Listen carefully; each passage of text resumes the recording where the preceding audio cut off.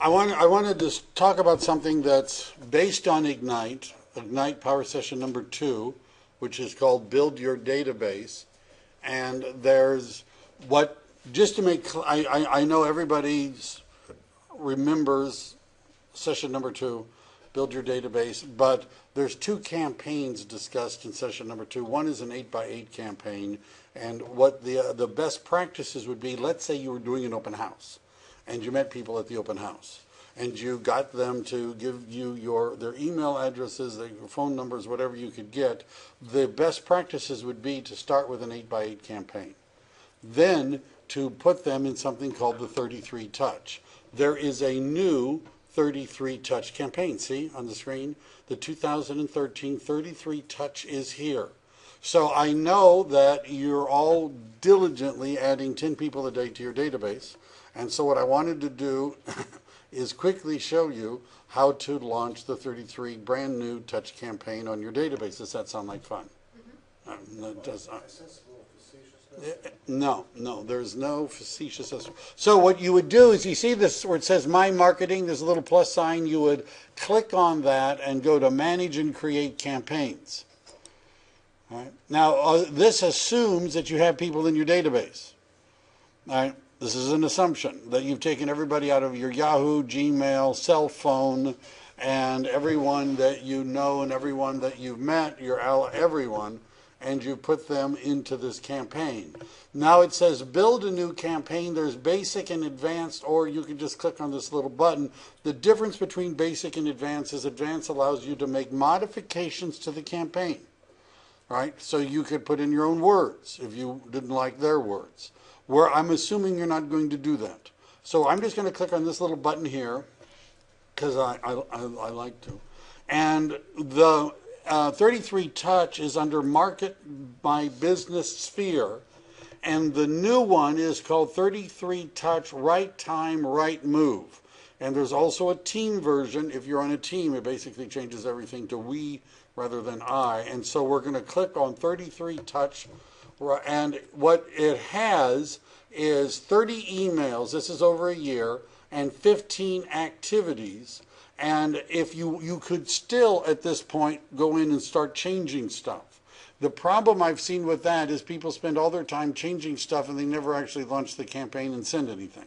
So what we're going to do is just for show and tell, click on Campaign Elements.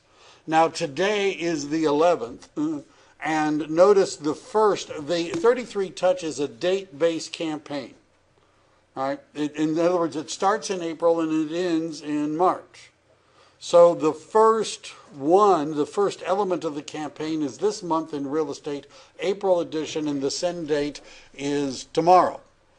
So this is sort of like, do it now, right? By the way, if you waited too long, let's say what happens if you on the 15th or 16th, you launch the campaign, they will not have received this element, right? Do you understand? It would start with number 2, which is Happy Earth Day.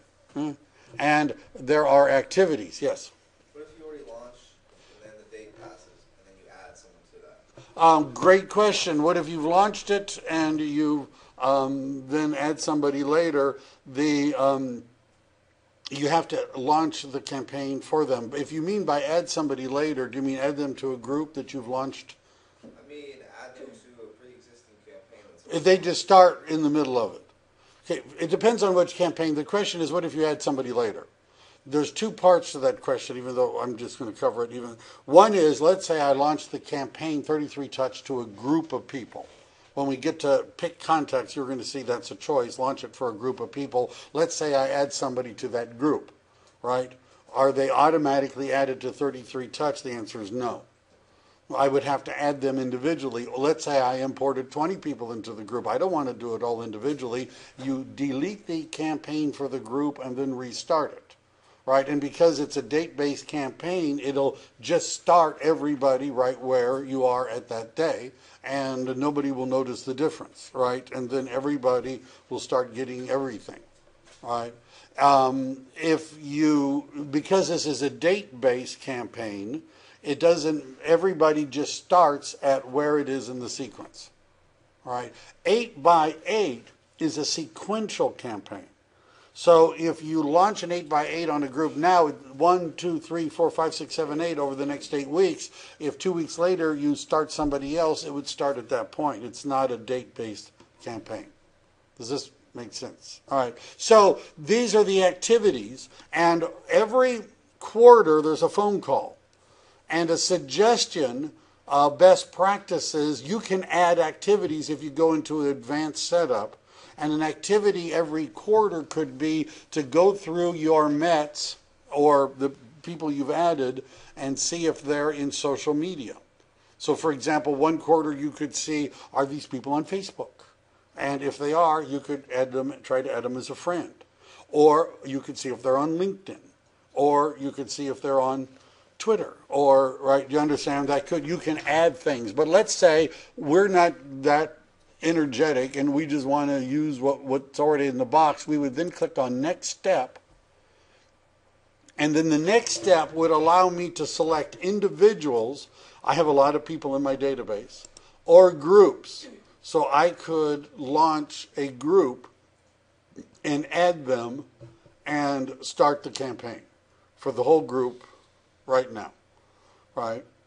And by the way, once you've started a campaign, you could delete it for a person if they said, hey, I'm going to stop, you know, you can go in and remove people from the campaign. Can they do that? What? Can they do it on their end? Can they do it on their end? They can unsubscribe and stop system emails. And then they don't get any more emails. Are you notified when that happens? No. No. Right. That's too complicated. And you could, so, and what we would do, for example, one of the things you ought to do is put yourself on an 8x8 campaign, put yourself on a 33 touch, and then you'll see, right? That's always good too, because what will happen is this month in real estate, the newsletter is going to go out and someone's going to call you and ask you a question about it, and you haven't seen it, right? Because you're just sending it out without reading anything.